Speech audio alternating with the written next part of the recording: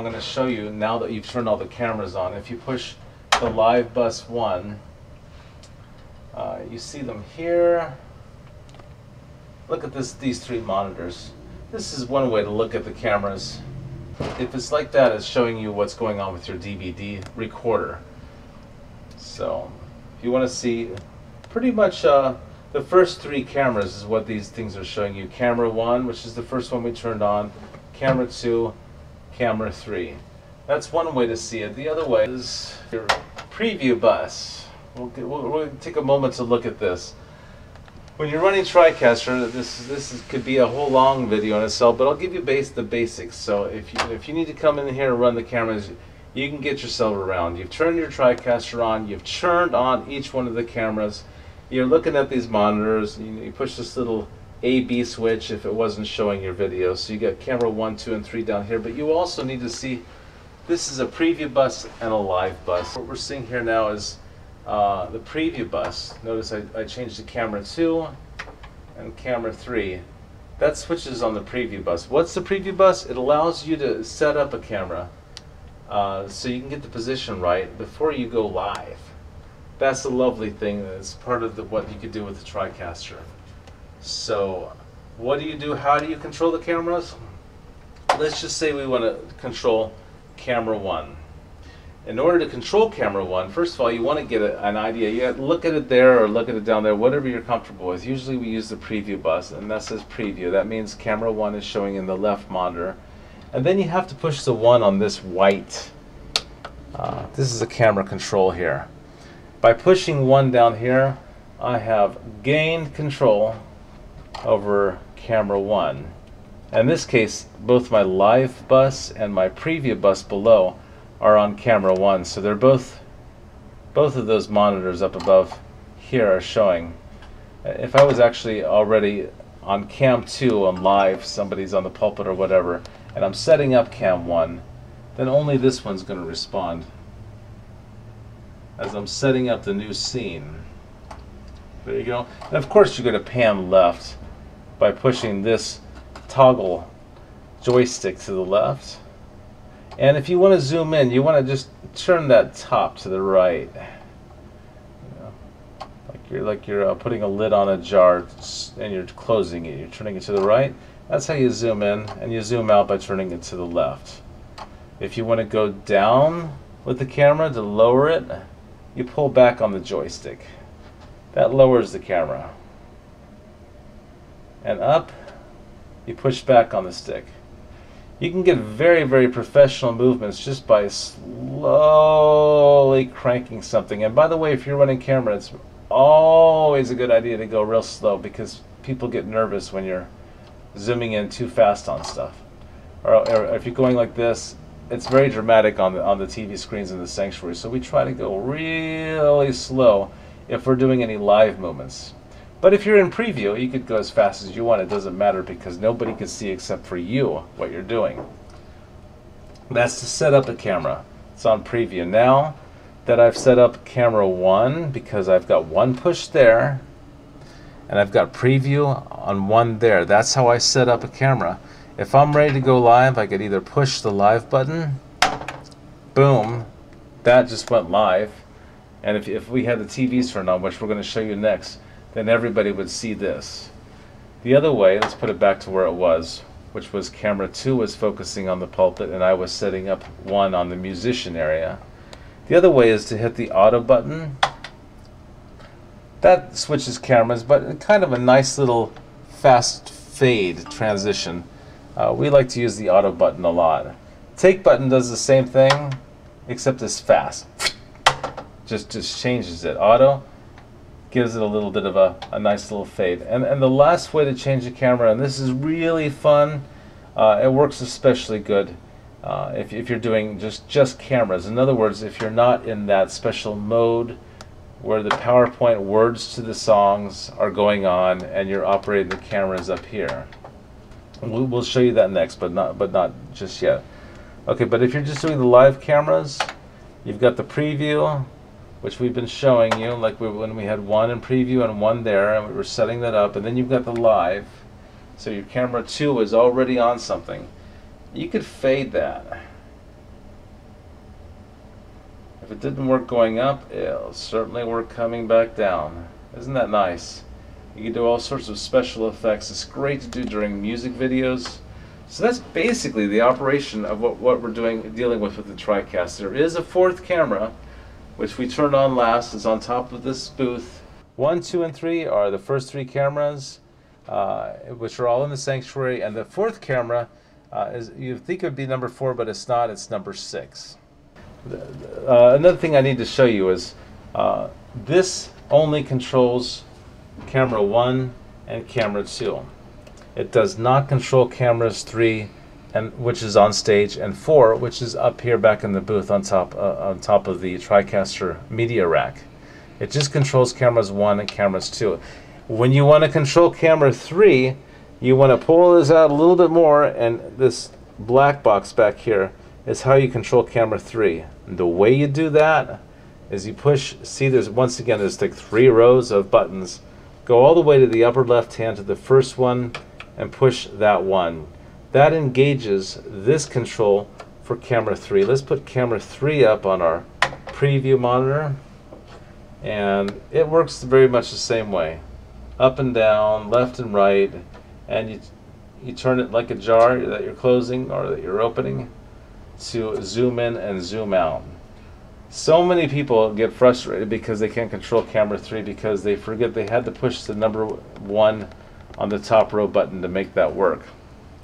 The fourth camera is also controlled by this back little unit, and in order to control the fourth camera, you push the 4 button on this back controller to gain access to the camera number 4, which is on top of the media rack. It controls in the same way. It just gives you another point of angle, and often, like I was saying earlier, we just aim that right there where that person doing sign language is, and that's how this camera serves us. But you could use it any way you want. In order to control camera 4, you push 4 on the back unit. When you want to go back to controlling camera 3, you got to push 1 on the back unit to gain access to camera 3. There's 4 ways. The first way is just to push the button. Whatever the live bus does, there you go. I just switched from camera 2 to camera 1.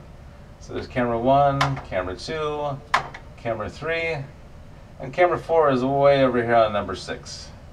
It's not logical, but that's what it's assigned to.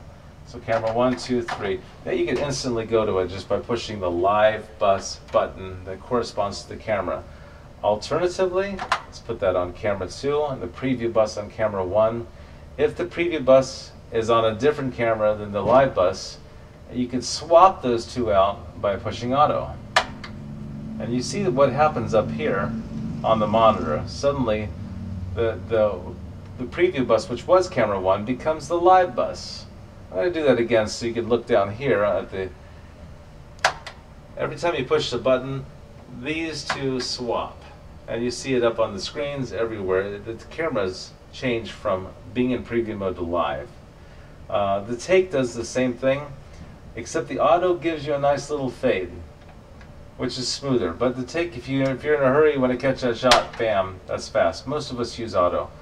There is one other thing. If you're doing special effects, like during a beautiful music video, you can set one camera to the snowflakes or the cross or the stained glass window, or somebody, a musician on one side of the stage and then a musician or a singer on the other side of the stage, and you could fade between them this way using the fader. That's a lovely, wonderful way to switch between cameras. Once again, there's these modes involved. My favorite mode is when there's no PowerPoint, there's no words. If we're like during a sermon or something, during a long stretch of the service where we don't have any PowerPoint going on, if we just want TV action, I like to go with the live cameras on the live bus, the previews on the preview bus, and I leave the effects bus alone. That's my favorite way to work, because in that mode, I can do lovely, nice, slow fades, special effects that way. I can't do that when I'm in the mode that's video over PowerPoint or video over whatever's going on the computer. When that is going on, I have to push the 5 button on the live bus, and the only way I can switch cameras is by selecting them, bam, one at a time by pushing these buttons. I'm going to use this remote control right now to turn this PowerPoint, which you see on the screen, by the way, because I've hit 5. If you see it on this right-hand corner screen, it's going to be everywhere on all the TVs and in the broadcast world. Whatever you see on the right-hand corner.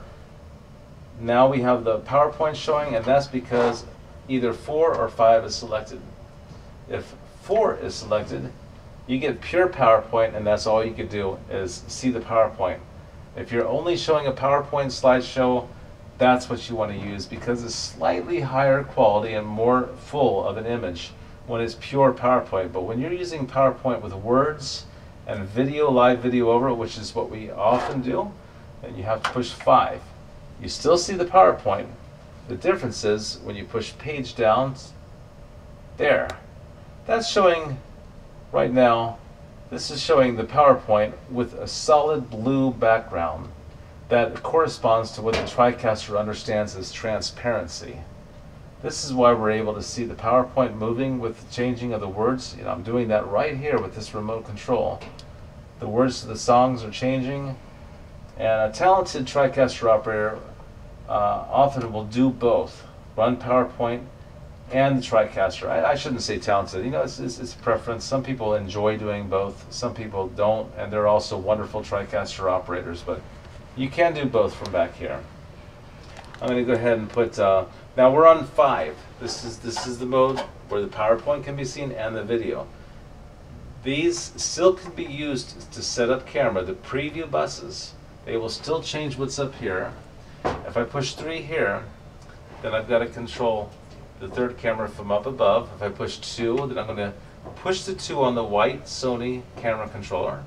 I'm going to set things up on camera 2. And when I'm ready to go to 2, because I'm in PowerPoint mode, that means number 5 is down. The only way I can switch to camera 2 is to push the 2 up there. 2 items that are very, very important to pay attention to. One is the audio coming in. Out of all these levers down here, these are software levers, of course. You have to grab them with the mouse.